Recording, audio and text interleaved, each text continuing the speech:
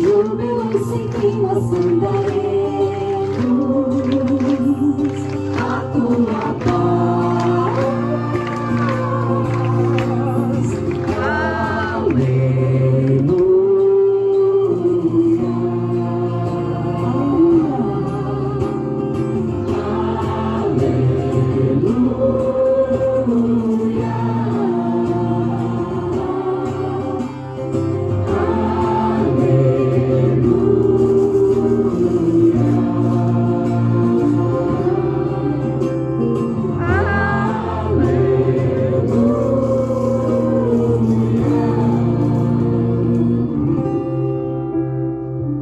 O Senhor esteja convosco. Ele está no meio de nós. Proclamação do Evangelho de Jesus Cristo segundo Lucas. Glória a vós, Senhor.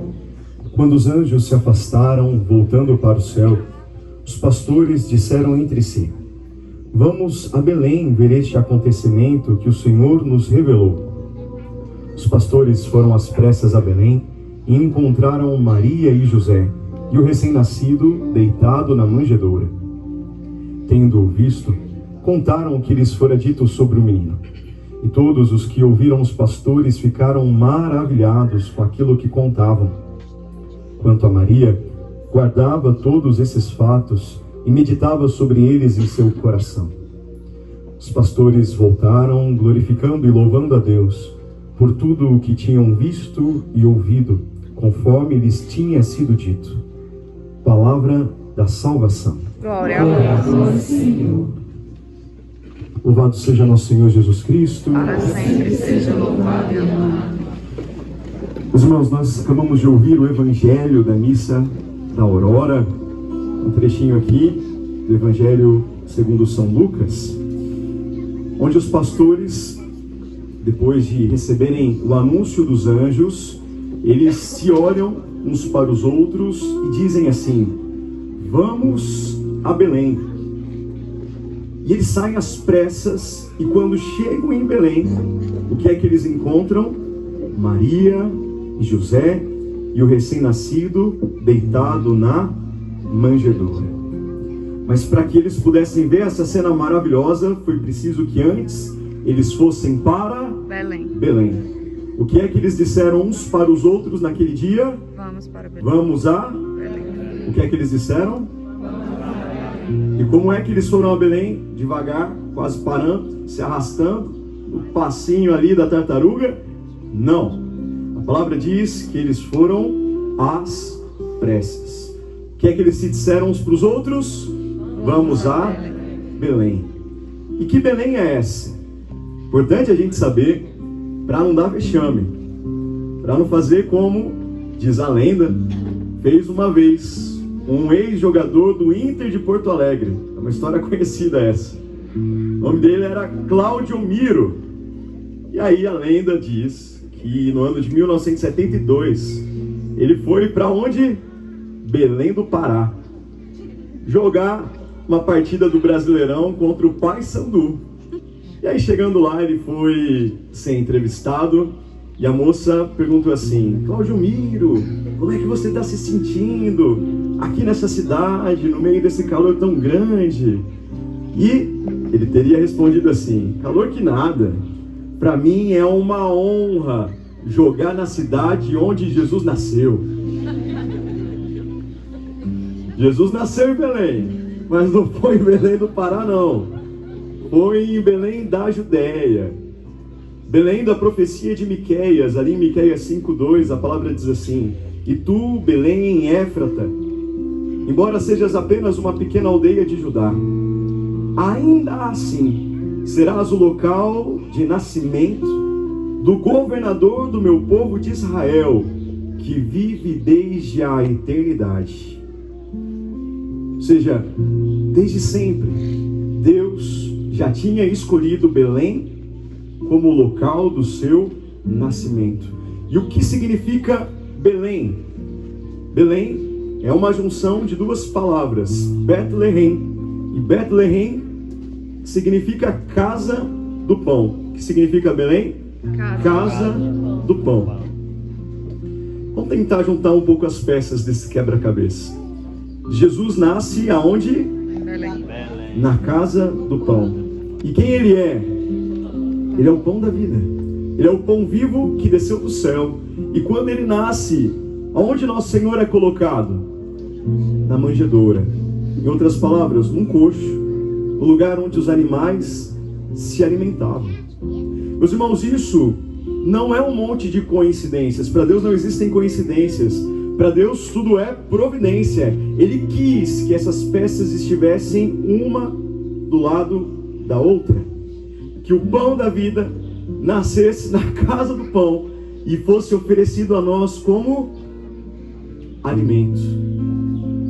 Hoje nós o vemos nos braços de Maria sendo alimentado. Mas não se engane não, viu? Ele não veio para ser servido, mas para servir. Ele não veio para ser alimentado, mas para alimentar. É por isso também que quando Jesus vai para o deserto ser tentado, antes do início da sua vida pública, ele se nega, mesmo faminto, a transformar a pedra em pão. Porque ele não veio usar dos seus dons e talentos em benefício próprio. Ele não veio para saciar a sua fome. O Senhor veio para saciar a fome da humanidade, a nossa fome. E você, meu irmão, minha irmã, você tem fome de quê? Você tem sede de quê? Talvez os mais velhos aqui, e eu não vou pedir para levantar a mão, viu? Você, através dessas perguntas, pode se lembrar de uma música. Comida, dos Titãs. Não é isso que diz a música? A música diz assim no trechinho: bebida é água, comida é pasto. Você tem sede de quê? Você tem fome de quê? Olha para quem está do seu lado e pergunta para essa pessoa: e aí, meu irmão? Está com fome? Pergunta para ele: está com fome do quê? Pergunta para ele: está com sede? E você tem sede de quê? É tão interessante, porque nessa música dos Titãs, eles fazem uma reflexão muito profunda. O que eles querem dizer é que nós não sobrevivemos apenas daquilo que enche o nosso bucho. E eles vão dizendo que há no homem outras necessidades. Necessidade de arte, de diversão, de felicidade. Em um momento que ele ainda fala assim, de prazer para aliviar a dor. A gente tem necessidade de dinheiro. Quem é que está precisando de dinheiro aí? Levanta a mão. Mas ainda assim, mesmo indo atrás dessas outras coisas para além do alimento, o homem ainda continua faminto e sedento. Nós temos anseio de algo que nos complete, como diz a música, de algo que nos preencha, para que sejamos inteiros e não pela metade. E por mais que a gente possa ir atrás de dinheiro, de arte, de diversão, de prazeres, ainda assim haverá em nós uma fome e uma sede. E essa é uma fome e sede do quê? Ou melhor, de quem? Essa é uma fome e essa é uma sede de Deus. Ainda que nós não percebamos, essa é uma fome e uma sede de Deus. Há no coração de cada homem uma necessidade inerente, você queira ou não, da presença do Senhor. Porque foi dele que você veio e para ele a sua alma, a sua essência anseia em voltar. Só que às vezes nós não nos damos conta disso. Às vezes nós podemos estar tão sedentos, desidratados, que a gente confunde a sede com fome. E a gente vai com muita sede ao pote para poder comer alguma coisa. E você sempre com fome, achando que é fome de comida, mas na verdade o que você tem é sede de outra coisa. E enquanto você não mata a sua sede, aquela fome não passa. E com a gente funciona do mesmo jeito. Nós podemos ir atrás de tudo aquilo que o mundo pode nos oferecer, achando que essas realidades passageiras do ter, do poder, do prazer, serão capazes de nos preencher. Só que enquanto nós, em primeiro lugar, não nos saciarmos da presença de Deus, continuaremos ainda sedentos. Meus irmãos, que coisa bonita. Nós olharmos para Jesus, que hoje se faz assim, pequenino, para preencher o nosso coração. Ele nos encontrou um dia, como cegos às apalpadelas, procurando algo que desse sentido à nossa vida. E para que nós não ficássemos mais perdidos, o Verbo se fez carne. Deus se fez alimento por amor a cada um de nós. Nós temos fome de vida com sentido. Nós temos fome de vida plena, de vida em abundância. E diante dessa necessidade, o Senhor moveu-se em compaixão e veio ao nosso encontro. Não tem lá em Êxodo 3, quando Deus vê o povo de Israel subjugado no Egito, a palavra diz que ele viu as lágrimas que caíam dos rostos dos israelitas. Ele ouviu o seu choro e por isso Deus desceu para ser resposta às suas orações, para libertá-los do cativeiro, para levá-los para a terra prometida. E da mesma forma, um dia Deus olhou do alto do céu e viu a humanidade perdida, faminta, sedenta de algo que realmente pudesse dar sentido para a sua vida. E por isso Ele veio ao nosso encontro, não mais através de alguém, mas Ele mesmo veio para ser resposta para as nossas necessidades, para saciar a nossa fome, para matar a nossa sede. No Antigo Testamento tem um livro, o livro de Ruth, que conta a história de quem? Ruth. Mas não só de Ruth. Ali a palavra nos narra a história de Ruth e das suas noras, Orfa e Noemi, também do seu esposo, Elimeleque, e dos seus 2 filhos, casados com Orfa e Noemi. E a palavra diz que por algum motivo, mesmo sendo originários de Belém, eles saíram daquele lugar e foram tentar a vida em outro canto, nos campos de Moabe. E na medida em que eles se afastam de Belém e vão para os campos de Moabe, o negócio aperta. Eles começam a experimentar muitos sofrimentos. Elimeleque falece, assim também como os 2 filhos de Ruth. E ela fica ali, sozinha, viúva, com as suas 2 noras. Ela dispensa as 2, Orfa volta para sua terra de origem, mas Ruth permanece ao seu lado. Quanta dor, quanto sofrimento, quanta desgraça, quanta fome, quanta sede, quantas necessidades. Mas aí elas escutam uma boa nova, que há abundância de pão na casa do pão, que há a providência de Deus, que o Senhor está ali cuidando das necessidades daqueles que moravam em Belém. E por isso elas saem dos campos de Moabe e voltam para a casa do pão. E quando elas retornam para esse lugar, a sua terra de origem, a sua sorte muda. A bênção de Deus as alcança, a glória de Deus começa a se manifestar na vida de Ruth e na vida de Noemi. Por que é que eu estou trazendo esse trecho lá do Antigo Testamento?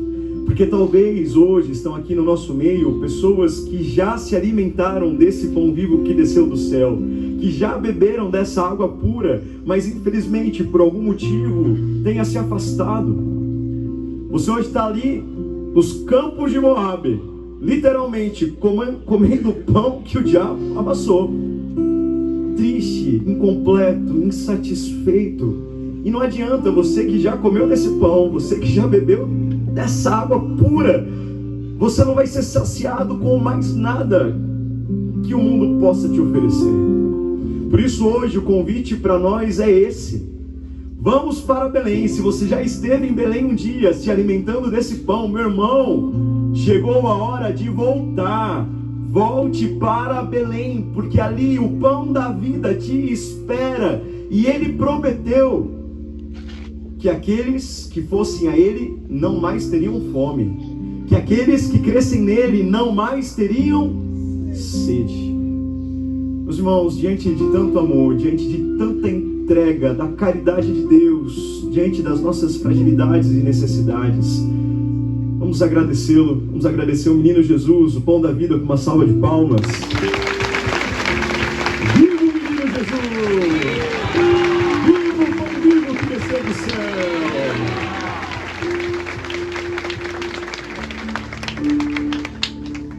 E Jesus vem não só para saciar a nossa fome, Ele vem para dar a vida por nós. Esse é o primeiro objetivo, se a gente pode falar assim, da encarnação do Verbo. Deus queria nos salvar, e para isso era preciso que Ele morresse em nosso lugar, que Ele se sacrificasse, mas Deus é Espírito puro, impassível no céu. Era necessário, para que tudo isso acontecesse, que Ele assumisse a nossa humanidade, que Ele tivesse um corpo. Para quê? Para que assim, homem como nós, Ele pudesse se oferecer a nós, se oferecer ao Pai por amor a nós, para que assim Ele pudesse nos salvar. Hoje nós olhamos essa criança meiga, como nós falávamos ontem na missa terna, que transborda amor e misericórdia, mas por que é que Ele veio? Por que é que Ele nasceu? Ele nasceu para morrer. Ele veio para dar a vida, para gastar a vida, para que eu e você tivéssemos vida. É por isso que depois de 33 anos, quando vemos na cruz, aquilo não foi um acidente de percurso. Foi justamente para essa hora que Jesus veio. Foi para isso que Ele nasceu naquela gruta em Belém. Jesus mesmo nos diz ali em João 10:1 que o bom pastor dá a vida pelas suas ovelhas. E depois no versículo 18 ele diz que isso não é de forma pesada, que isso não é de uma forma contrariada. Nosso Senhor declara: ninguém me tira a vida, sou eu quem a entrego. Jesus veio para dar a vida por amor a nós. Eu gosto muito de pensar nisso, que Ele é o nosso manual de instrução. Depois do pecado as coisas ficaram tão confusas que a gente já não sabia mais em que caminho deveríamos ir, o que nós deveríamos fazer, o que nós deveríamos evitar. E olhando a vida de Jesus, nós compreendemos como a nossa vida deve ser. E se Ele nasceu na gruta de Belém para dar a vida, se esse foi o sentido da vida de Jesus, esse também é o sentido da minha vida. Esse também é o sentido da sua vida. Por que é que você nasceu? Para que você pudesse dar a vida para os outros, para que você gastasse a sua vida para que outros tivessem vida. E por que é que hoje tem tantas pessoas tristes, deprimidas, vazias, que não encontram um sentido nas suas vidas? Porque não compreenderam essa verdade e ainda acham que o sentido da vida não é dar a vida, mas ganhar a vida. E aí ficam ali mergulhados no individualismo, no egoísmo, olhando apenas para o seu umbigo, e acham que serão felizes e terão plenitude e realização quando realizarem todos os seus sonhos, quando a sua vontade não for contrariada, quando ela for vista por todos, amada por todos. E assim nós permanecemos desencontrados, porque não é isso que dá sentido à vida. O que dá sentido à vida é amar, é sacrificar-se, é ofertá-la para que o mundo tenha vida. Meus irmãos, foi para isso que nós nascemos. E é por isso que Jesus também declara que aquele que quiser ganhar a sua vida vai perdê-la, mas aquele que perder a sua vida por causa de mim vai ganhá-la. Quem é que tem encontrado vida através da entrega da sua vida? Foi para isso que você nasceu. Não foi para ficar trabalhando e pagando conta direto. Não, meu filho, minha filha. Você nasceu para ser alimento para o mundo, para que ninguém que passasse ao seu lado saísse de perto de você da forma como chegou, para que para todos você pudesse ter uma palavra, uma atenção, um gesto de amor, um gesto de cuidado. Porque a palavra também nos diz que há mais alegria em dar do que receber. E na medida em que nós nos gastamos, que nos consumimos, que nos ofertamos, tudo isso custa, mas muito custa, o que muito vale. A nossa vida vai ganhando sentido, vai ganhando cor, vai ganhando sabor, porque foi para isso que nós nascemos. Foi para essa hora que nós viemos para este mundo. Maria Paula, que é a nossa fundadora já falecida, nos seus últimos momentos lá no hospital, consumida pelo câncer, teve um momento que ela olhou para sua mãe, que conseguiu chegar em tempo antes da sua morte, da Itália, e ela disse assim: mãe, você me deu o dom mais lindo, que é a vida, e eu a dei toda para Jesus. Sou muito feliz de tê-la doada toda. Olha que coisa bonita. Mãe, você me deu o dom mais lindo, que é a vida. E o que ela fez com a vida? Eu a dei toda para Jesus. Sou muito feliz de tê-la doada toda. Irmãos, hoje é dia de voltarmos para Belém e voltarmos às preces, para que os nossos vazios sejam preenchidos e para que nós nos relembremos na escola desse menino Jesus o porquê nós nascemos. E para encerrar, eu queria fazer das palavras da Maria Paula também as minhas palavras nessa última missa de despedida de vocês. Eu quero agradecer a Deus e também aos meus pais por terem me dado a vida. Foi por causa disso que eu, nesses últimos 8 anos, pude estar aqui doando a vida para vocês. E o mais bonito é isso, que na medida em que a semente cai na terra e morre, ela não permanece só, mas ela produz fruto.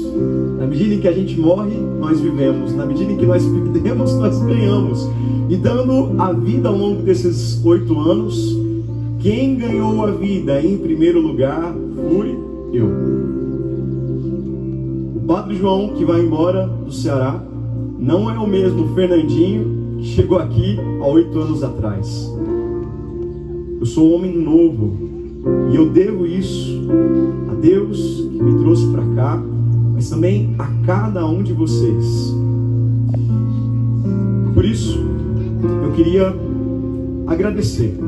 Queria terminar assim, agradecendo não só a Deus, mas também aos meus irmãos missionários, não só aqueles que moram comigo nesse ano de 2022, mas também aqueles que passaram pela missão nesses últimos 8 anos. Muito obrigado, meus irmãos, pela paciência, pela caridade, por tantas vezes me apontarem o caminho certo, por me suportarem ao longo desses anos de missão. Obrigado porque vocês foram incansáveis. Onde estão os missionários da Aliança aqui, que ficaram na Fraternidade Patricista nesse ano de 2022? Podem ficar de pé. Tem alguns aqui. Isso. Acho que a gente podia dar uma salva de palmas para esses irmãos, expressando a nossa gratidão pela vida doada.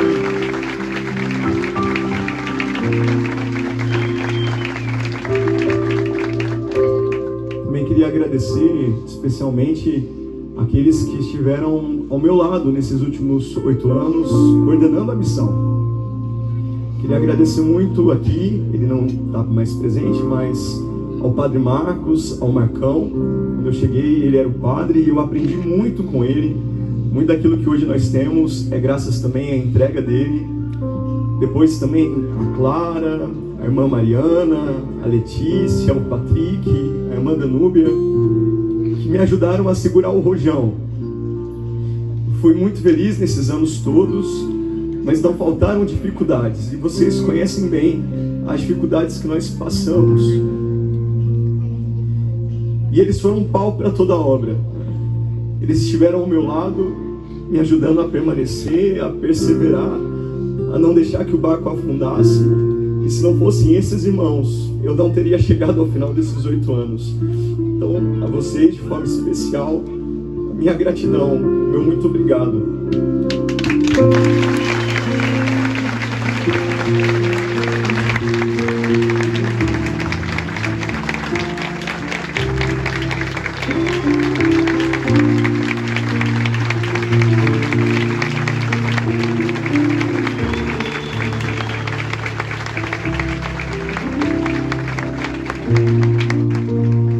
Eu queria agradecer o pessoal da comunidade de Aliança. Não sei se tem alguém aí, mas são irmãos, fazem parte da nossa família e que nas suas cidades também dão sangue para que a graça de Deus aconteça, para que as pessoas sejam evangelizadas. Esses irmãos são os nossos pés e são as nossas mãos. Então, a todos os missionários da comunidade de Aliança, aos discípulos, aos participantes, eu também quero agradecer de todo o meu coração por cada TK, por cada Caná, por cada Fanuel, por cada Ruá, por cada família restaurada. Também sem vocês nada disso poderia ter acontecido ao longo desses anos. Queria agradecer também aos nossos colaboradores. Eu vi que o Renan está aí. Cadê o Renan? Está aqui? Não sei se tem mais alguém aí dos colaboradores, mas esses são irmãos que trabalham no escondimento. Ninguém vê aquilo que eles fazem, mas também sem essa força, sem o trabalho das suas mãos, a aliança não conseguia sobreviver, não é? E eu queria agradecê-los pela coragem de trabalhar na aliança. Não é fácil. A gente não paga bem, a gente é bagunçado pra caramba, mas eles têm estado ao nosso lado nesses anos, também se consumindo por amor aos mais necessitados. E eu queria que vocês nunca se esquecessem, viu, Renan? Que fazer isso para os mais pobres é a Jesus que vocês fazem, viu? E ainda que a aliança não consiga recompensá-los, no dia do céu, a recompensa de vocês vai ser grande, tá bom? Obrigado.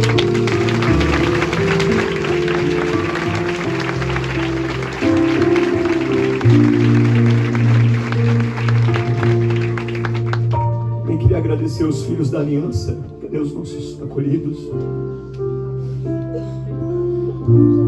Dá uma salva de palmas também para eles.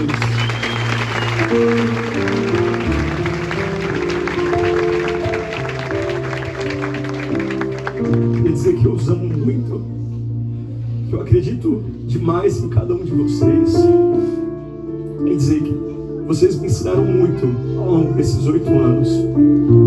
Vocês me ensinaram a não desistir nunca, que sempre é tempo de recomeçar. Eu dizia a vocês na quinta-feira que passou, que antes desses 8 anos aqui no Ceará, eu não tinha uma experiência de tanta proximidade com a casa de acolhida, mas tenho a certeza que hoje eu saio daqui com vocês no meu coração. Eu também os amo muito e agradeço a oportunidade que vocês nos deram de poder ser sinal da misericórdia de Deus para cada um de vocês, tá bom? Muito obrigado.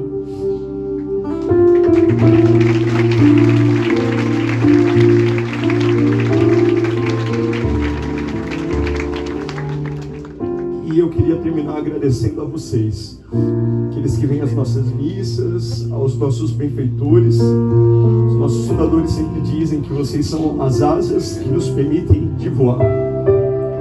Todo o trabalho da aliança, ele é sustentado pelas orações e pela oferta de vocês. Eu lembro que foram algumas vezes que eu tive a experiência que a Jana fez na semana passada, que eu entrei aqui na despensa da casa e meu coração ficou apertado.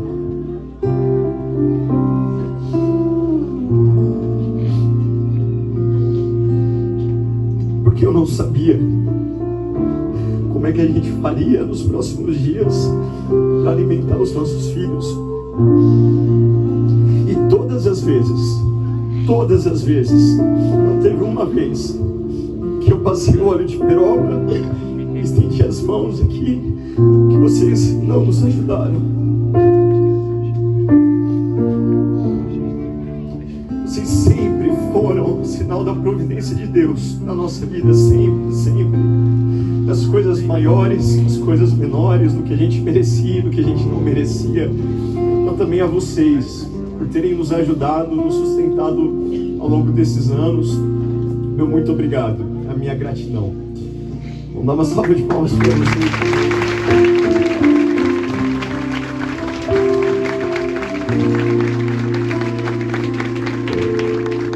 É isso, meus irmãos. Eu só queria testemunhar que realmente aquilo que São Francisco diz é verdadeiro. Dando que se recebe, é morrendo que se vive. Esses anos foram exigentes, mas eu encontrei aqui uma vida maravilhosa. Aqui Deus cumpriu a sua promessa, dos 100 vezes mais. Deixei lá em São Paulo a minha família, deixei os meus amigos, as minhas seguranças, os meus estudos, mas aqui Ele me deu 100 vezes mais irmãos, família, cuidado, amor, carinho, e por isso eu sou muito grato, e vou, mas levo vocês no meu coração. Eu sou só cidadão barbarense, já sou nordestino de coração, quero lá de São Paulo continuar rezando por vocês. Peço que vocês também continuem rezando por mim, tá bom? Eu os amo muito. Muito obrigado mais uma vez.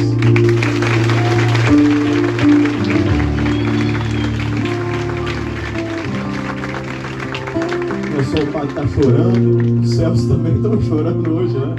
Pode chegar mais, pode subir aqui no altar, pode vir pra frente, vamos ficar aqui, todo mundo juntinho. Queria chamar aqui também a Letícia e a Cícera. Elas, no próximo ano, também estão dando esse passo de poderem dar um novo rumo para a sua missão. Podemos chegar mais perto, senão o pessoal que está aqui vai acabar molhando, né? Que está aqui na beirinha. Aperta um pouquinho aí, por favor, todo mundo. Não vamos deixar ninguém pegando chuva, não.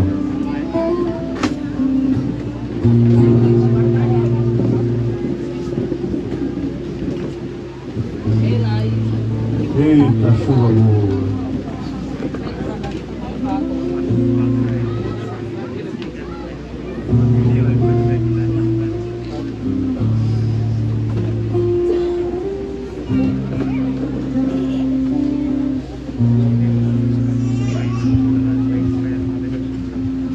Bom dia.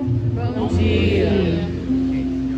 Depois que o padre introduz, é que ele dá o microfone para nós, né? Mas tá bom. Depois que a torneira abre, fica mais difícil. Mas não sei se todos sabem, aqui é a minha terra de origem, né? Depois de 9 anos longe, Deus me pediu o passo de voltar para cá. No início do ano passado eu cheguei e eu ficava pensando na experiência de que como seria desafiador viver a experiência de evangelizar na minha própria terra. Como a palavra nos ensina, é muito difícil, né, o mestre ser reconhecido e ser aceito. Vivi muitas experiências e acho que o tempo não diz aquilo que como foi o cuidado de Deus comigo durante esses 2 anos. E eu tenho certeza que a vida de cada um de vocês, né, independente se a gente teve contato ou não, mas foi um cuidado. Eu trabalhei diretamente esses 2 anos na casa de acolhida, mas vocês olharem para esses acolhidos, vocês virem na missa, vocês testemunharem e ao mesmo tempo confiarem, a gente teve sim contato, porque vocês cuidaram dos pobres, né? Vocês cuidaram daqueles que foi a motivação pelo qual eu fiz sair de casa, há 10 anos atrás. Ontem foi o Natal, há mais de 10 anos. Eu não vivi essa data com meu pai.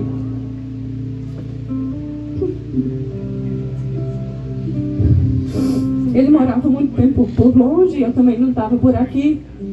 E Deus me deu a graça de esse ano trazer ele mais para perto e comemorar o aniversário dele junto com o do menino Jesus na nossa casa. Mais do que essa experiência também, hoje algumas das minhas irmãs estão aqui e isso para mim não tem valor. porque não é graça minha. Deus só usa daquilo que é o meu sim para poder testemunhar aquilo que a graça de Deus pode acontecer e alcançar também a minha família. Sempre foi, sempre, a minha oração de muito tempo para encontrar não a mim, mas aos meus. E nesses 2 anos, como foi difícil permanecer. Como foi difícil viver a experiência de olhar para um filho da casa de acolhida que todos os dias precisava acordar e recomeçar. E eu não tinha, muitas vezes, a coragem de dizer: eu quero recomeçar com a minha família. Eu não consigo recomeçar porque eles não correspondem. Mas eu entendo que não é meu tempo, mas é o tempo de Deus. Eu queria também, de forma muito simples, agradecer aos acolhidos. Foram muitos que passaram durante esses 2 anos, muitos que permaneceram, muitos que voltaram. E com meu coração muito agradecido, vocês me formam. Vocês me ensinam a amar todos os dias. Vocês me ensinam a não desistir. Vocês me ensinam a ter paciência, a amar nas pequenas coisas. Vocês me ensinam a ser mãe. Uma coisa que a carne nunca vai me dar a graça de viver.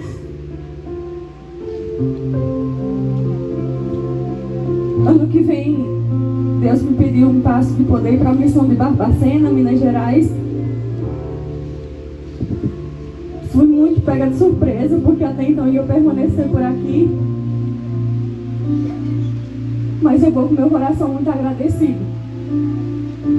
Porque hoje, saindo mais uma vez da minha terra e vendo o quanto que essa terra cresceu, o quanto ela tem frutos que são a vida de vocês, eu posso ir tranquila. Porque ela não vai morrer como ela poderia ter morrido há um tempo atrás.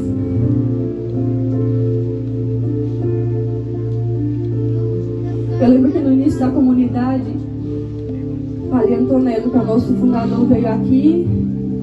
Não sei se os mais velhos vão lembrar. E falava que se a comunidade em um determinado tempo não desse frutos, ele estava pensando junto com os superiores de poder tirar esse carisma dessa terra. E o meu coração ardia, doía. Falava: meu Deus, não é possível. Tem jeito. E hoje eu consigo contemplar o jeito. É a vida de vocês. É o sim de vocês e a confiança de vocês, que mesmo vindo só numa missa, que não é só vir à missa, mas é deixar de ir na missa talvez do lado da tua casa para poder vir aqui e confiar nesse trabalho. Então, muito obrigada pela vida de vocês, pelo sim de cada um. A minha família não é minha. A minha família é de vocês.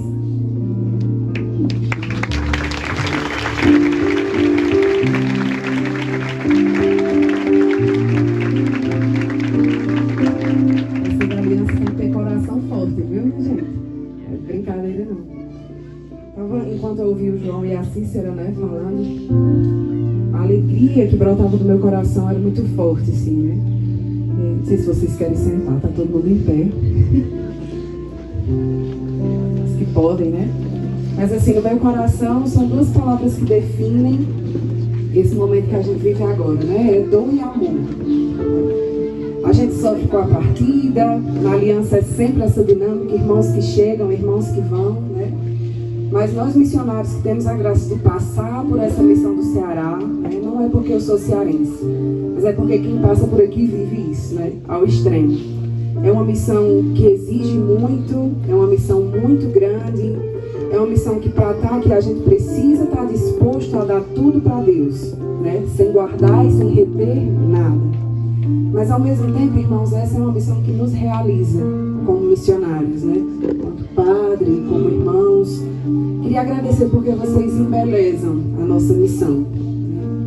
Vocês são os verdadeiros pau para toda a obra, são aqueles que a gente recorre, pede ajuda, bate na porta, são vocês que cuidam de nós, né? Quanto se dedicam, né, à nossa saúde, quanto se dedicam para que a gente tenha também um pouco de qualidade, quanto se preocupam com a nossa vida, né? Porque sabem que a missão é exigente. Então, em nome dos meus irmãos também e de todo o meu coração, quero agradecer. Agradecer porque a nossa missão só é possível porque nós temos vocês. Porque nós temos braços que se estendem, né, para alcançar realidades que nós não conhecíamos, né, para chegar a lugares distantes, né, aqui dentro mesmo do Ceará, pessoas que nós não conhecíamos. Essa é a aliança, né, essa ponte de misericórdia.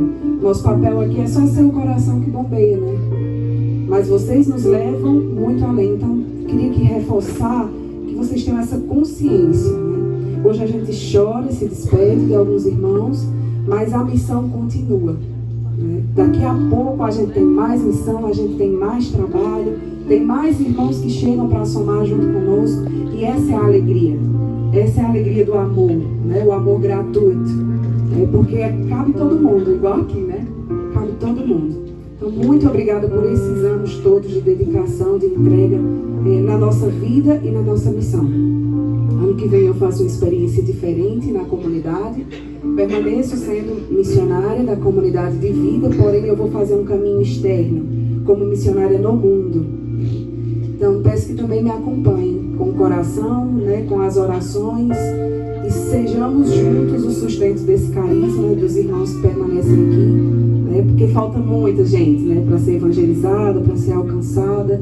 A missão continua, viu? Muito, muito obrigada. Feliz Natal, que Deus abençoe vocês. E a gente já está com saudade, né? A gente encerra aqui no recesso, mas com saudade, com vontade de que no ano que vem venha todo mundo, que aqui a missão cresça, que venha mais gente, que você traga sua família, né? E que a gente continue construindo essa história de misericórdia. Muito obrigada.